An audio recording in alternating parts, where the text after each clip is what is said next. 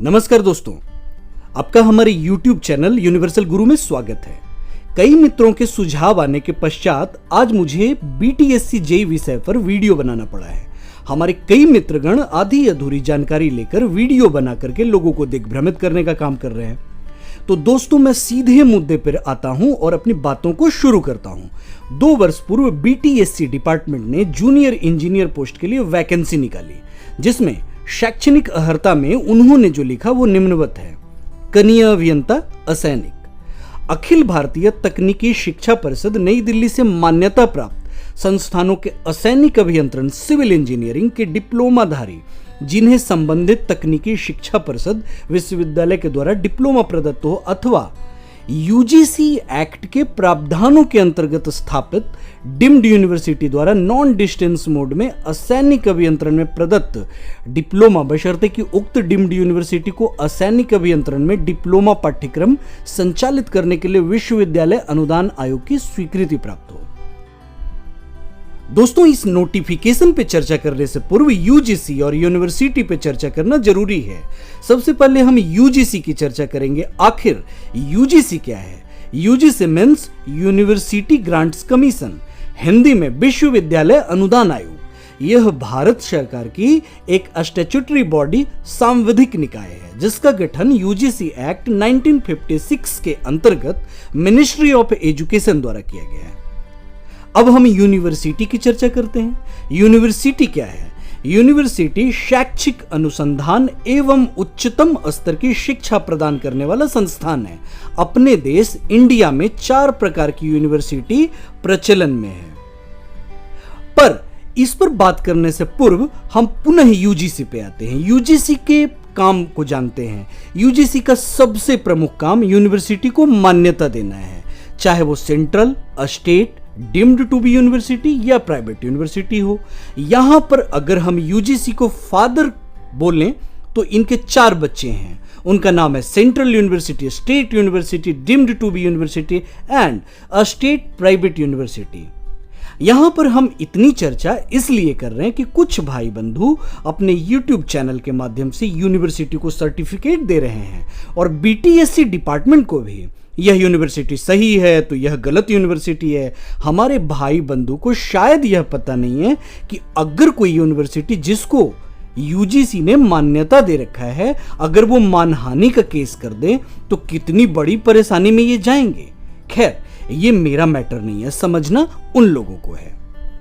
अभी का जो मुद्दा है वो मेन यह है कि स्टेट प्राइवेट यूनिवर्सिटी पर बात की जाए। कुछ लोगों का मानना है कि प्राइवेट यूनिवर्सिटी द्वारा प्रदान किया गया technical degree like diploma, BTech मान्य नहीं होगा बीटेक JEE में।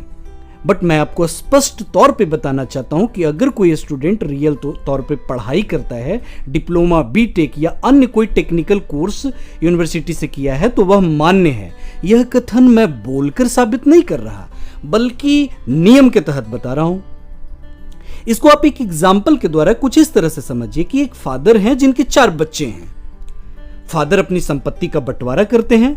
उनमें से एक बोलता है कि मुझे ज्यादा संपत्ति चाहिए। तो यह संभव है?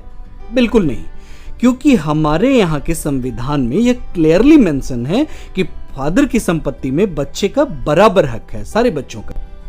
पिताजी ने हालांकि समान तौर पे संपत्ति को बांटा, परंतु एक बेटे की संपत्ति में थोड़ी सी प्रॉब्लम आ गई। वह बेटा संपत्ति बेचना चाहता था, परंतु उस समस्या के कारण उसकी संपत्ति नहीं बिक रही थी। अंततः वह बेटा कोर्ट में गया। कोर्ट ने उसकी संपत्ति को स्टडी किया और लिखित में दे दिया कि आपकी संपत्ति में कोई पेंच नहीं है, कोई समस्या नहीं है। अब वह बेटा खुशी खुशी लौटा। कोर्ट कॉपी दिखाने के बाद उसको संपत्ति बेचने में जो दिक्कत आ रही थी वो खत्म हो गई। शायद अभी BTSC में जो स्टेट प्राइवेट यूनिवर्सिटी का मैटर उछाला जा रहा है उसकी कहानी कुछ ऊपर वाली कहानी से मिलती जुलती है। एक उदाहरण देता हूं कि UGC के जो 4 बेटे हैं उसी में से एक डीम्ड टू बी यूनिवर्सिटी है जिसका नाम है भारतीदासन यूनिवर्सिटी। इस यूनिवर्सिटी के द्वारा सुप्रीम कोर्ट में कई वर्ष पूर्व एक केस AICTE के विरुद्ध किया गया था। मामला टेक्निकल कोर्स में AICTE की संबद्धता को लेकर था। मामला सुप्रीम कोर्ट में आने के बाद कोर्ट ने इसकी गंभीरता से समीक्षा की और इसके बाद फैसला सुनाया और फैसला कुछ इस प्रकार था University do not require prior approval of AICTE to commence a new department of course and programs in technical education। मतलब यह कि टेक्निकल एजुकेशन अगर यूनिवर्सिटी अपने कैंपस से संचालित करती है तो AICTE की कोई आवश्यकता नहीं है। दोस्तों, मैं हतप्रभ इस बात को लेकर के भी हूं कि हाल फिलहाल में UDHD विभाग ने भी जेई की वैकेंसी निकाली थी। वहां भी AICTE के मैटर को लेकर काफी बातें हुई, काफी बवाल हुआ। जो बच्चे समझदार थे वे मजबूरन कोर्ट गए, कोर्ट का दरवाजा खटखटाया उन्होंने। पटना हाई कोर्ट ने भी इस विषय को गंभीरता से लिया और केस स्टडी करने के पश्चात स्टूडेंट्स के फेवर में फैसला सुनाया। फ्रेंड्स, जिस प्रकार एक बेटे की संपत्ति में जो पेंच दिख रहा था और कोर्ट ने जिसे सुलझा दिया, इसका फायदा यह हुआ कि और जो 3 बेटे थे वो भी पूर्ण रूप से निश्चिंत हो गए कि मेरी संपत्ति में भी कोई पेंच नहीं है।